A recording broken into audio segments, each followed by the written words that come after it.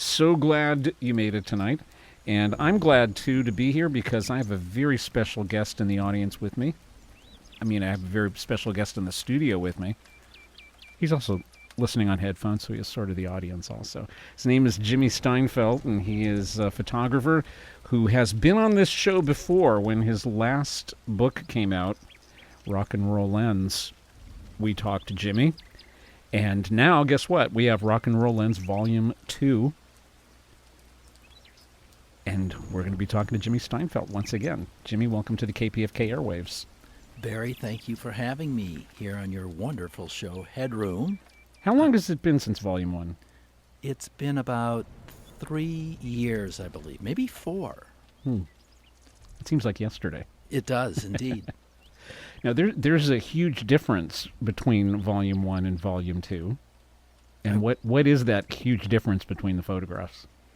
Number one, the first book, the pictures were all in color, and in Volume 2, they're all in black and white. That's what I'm talking about. Yeah.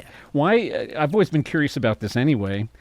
Why the decision to do black and white with this volume? And then, in general, what goes into making that decision that either you're going to shoot something in black and white or process it in black and white? These days, you can do almost anything to a photograph, but what leads to that decision? What is it about black and white that calls to a photographer as opposed to color? Black and white, for me, anyhow, has sort of a forever feel.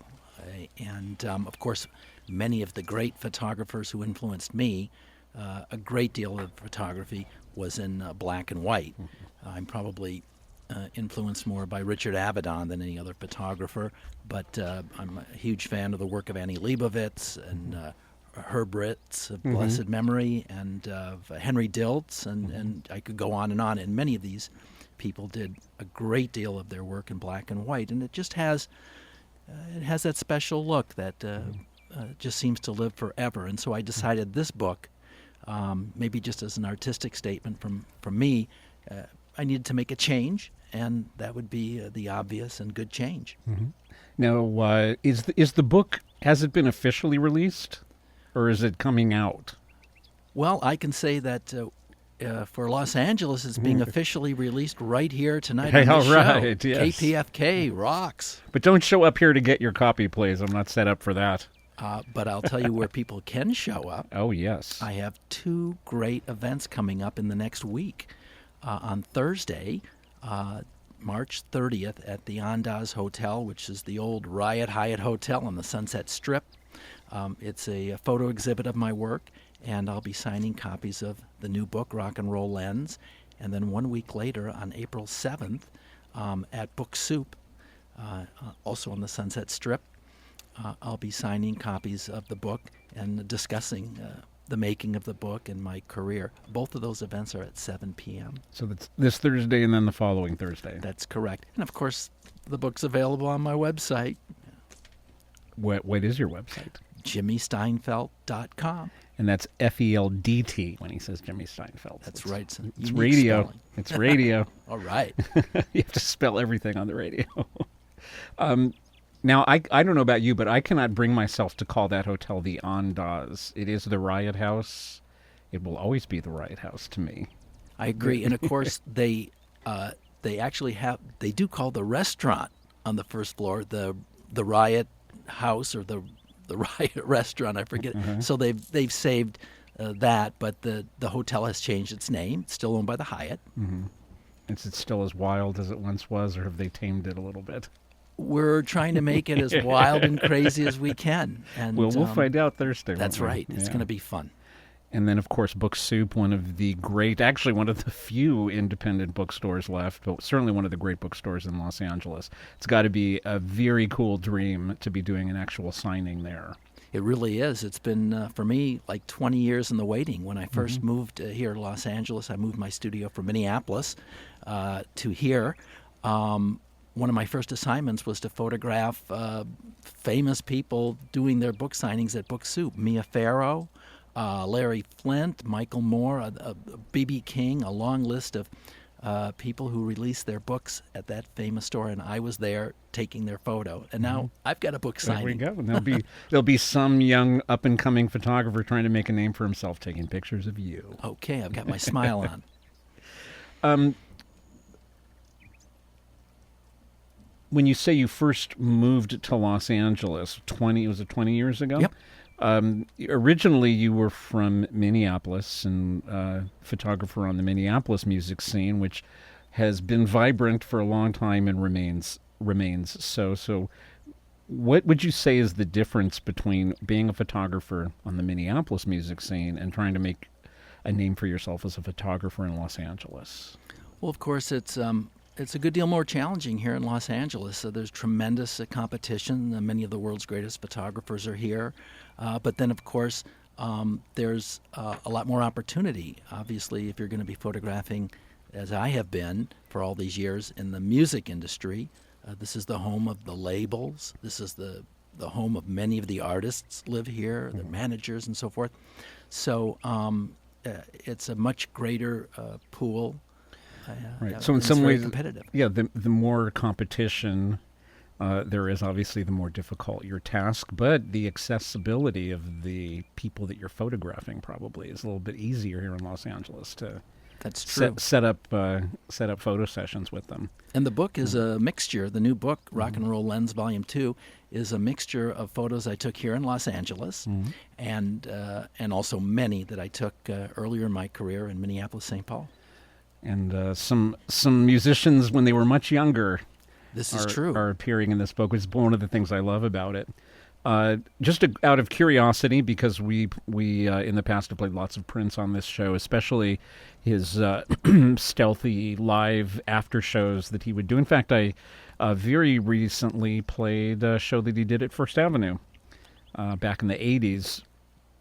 And you were there photographing Prince, among others, but he was royalty in Minneapolis, I presume, and his death, I'm guessing, leaves a huge void in the music scene. It really does, and it was quite a celebration of his life, really through the whole last year in Minneapolis, because I've been back there since then, and the studio that he built and worked in all those years, Paisley Park, is becoming sort of a Graceland of the state of Minnesota. In fact, as I understand it, the people who run the great Elvis Presley's Graceland are going to be running Paisley Park, so people can learn about Prince's life and his music and carry on into the future. So it's going to have kind of like an archival museum Yes. quality to it in the way that Graceland does.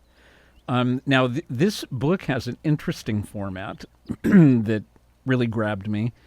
Each photograph has a facing page description of the photograph or the person in the photograph, depending, from a different person. Were these all friends of yours, or how did you match the writer to the image? Right. What I did in my first book, as you know, there are 50 color photographs, and each photograph is accompanied by a story that I wrote about my experience with those people. But I wanted this book to be very different from the first book. And we talked a minute ago about, okay, the pictures are in black and white. That's a change. But I also wanted the stories to be by a different voice than my own. So I contacted basically everyone I knew in show business, in the music business, in the world of entertainment, and I told them what I was doing. And I said, might you have a story about the following list of artists that I'm going to be putting in this book?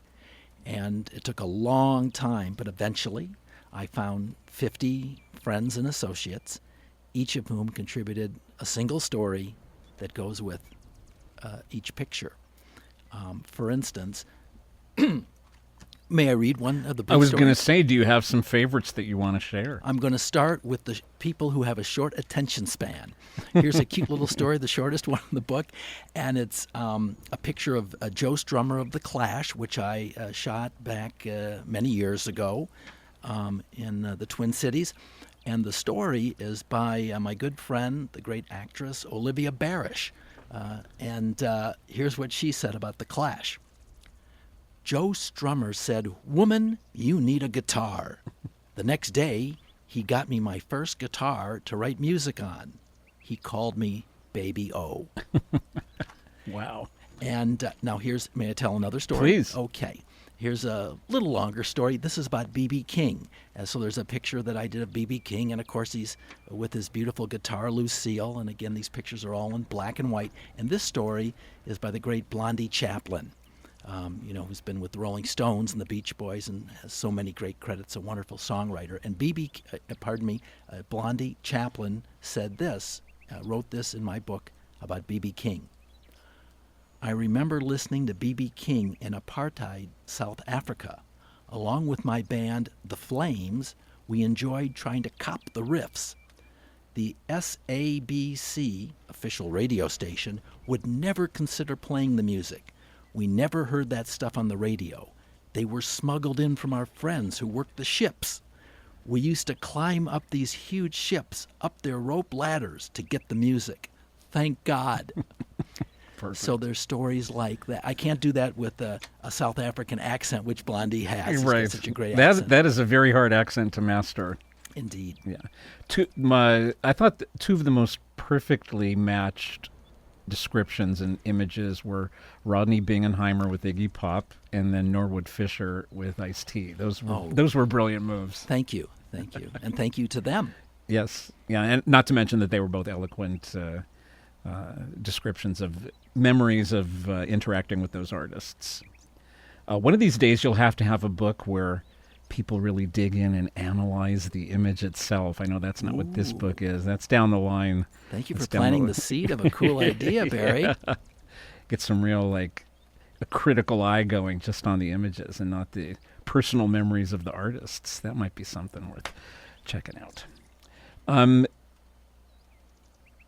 You have become the official photographer for a new movie that's... Yeah, that is true. It's a great movie. It's called Senior Entourage, and it stars Ed Asner, Helen Reddy, Marion Ross, Mark Rydell, and it's directed by Brian Connors of Law & Order. And what we call it is, we say it's a wacky comedy that just might have some serious content, but don't count on it. Is it all done, or are they in the middle of production right now? We're still doing some production on it, yes. And you're shooting stills on the set? That's correct. Yeah. And you might see me in it too, a little bit here and there. Excellent. And what else are you working on? Yes. You doing some album covers? I am. I just did an album cover for a wonderful artist named Rocky Kramer.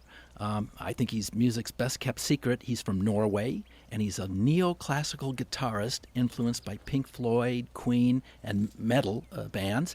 He's been working for several years with Kim Richards, who worked closely with Pink Floyd and Queen. And you can check out his music at rockykramer.com. I mean, he's an amazing guitar player. And then I just did an album cover shoot for a great new band called the New Killer Stars.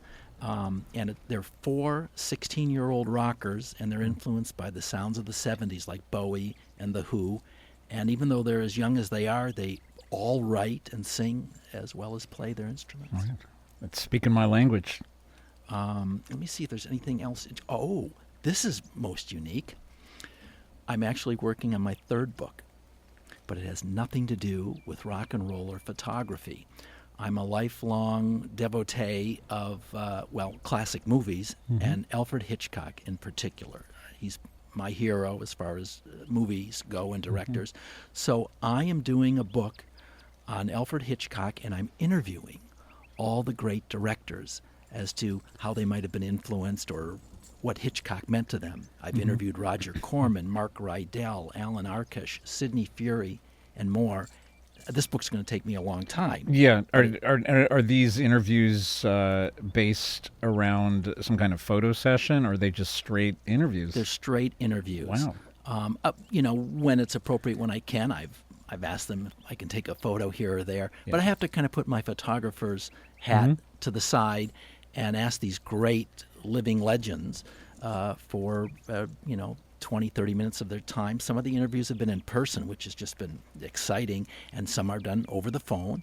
And I ask them questions about Alfred Hitchcock. It's been really fun. So that's going to be a fun project going forward. So if there's anybody out there who knows how to get me in touch with other great directors, feel free to let me know. Yeah, if people do want to get in touch with you online and find you online and interact with you, where do you hang out in the virtual world?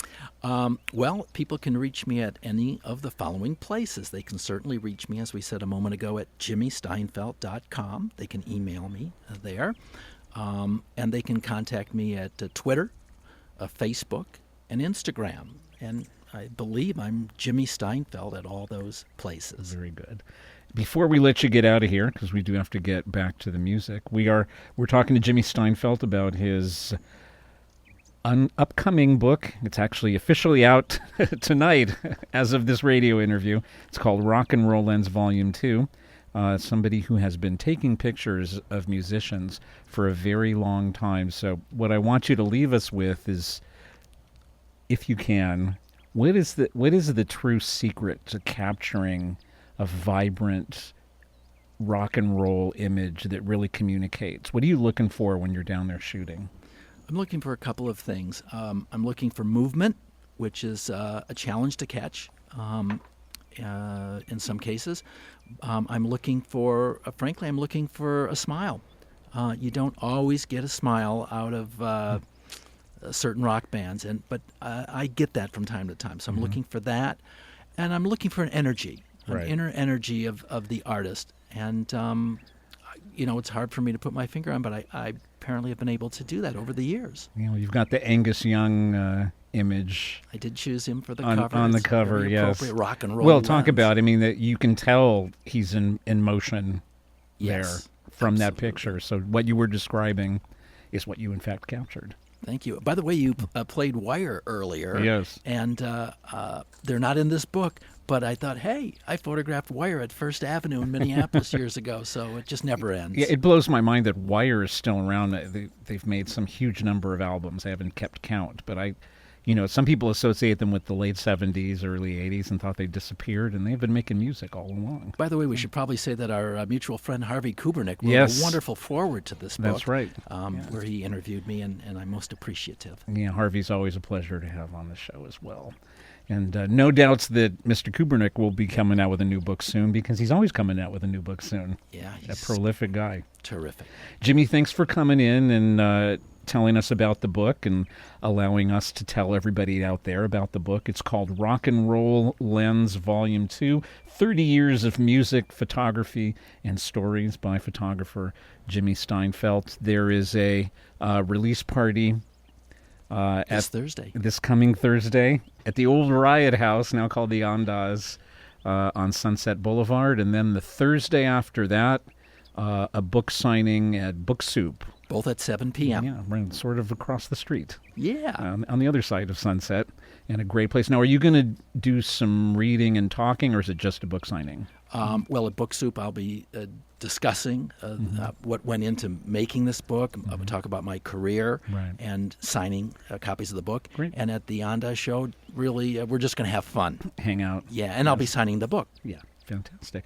Well, Jimmy, it's a pleasure again to talk to you, and good luck with this book, and I cannot wait until the Hitchcock book comes out. Thank you, Barry. We've been talking to Jimmy Steinfeldt here on Headroom Rock&Roll Lens Volume 2. It is a marvelous collection of photos matched with sometimes witty and sometimes really insightful descriptions from various friends of Jimmy regarding either the image itself or their association with the musician that's depicted.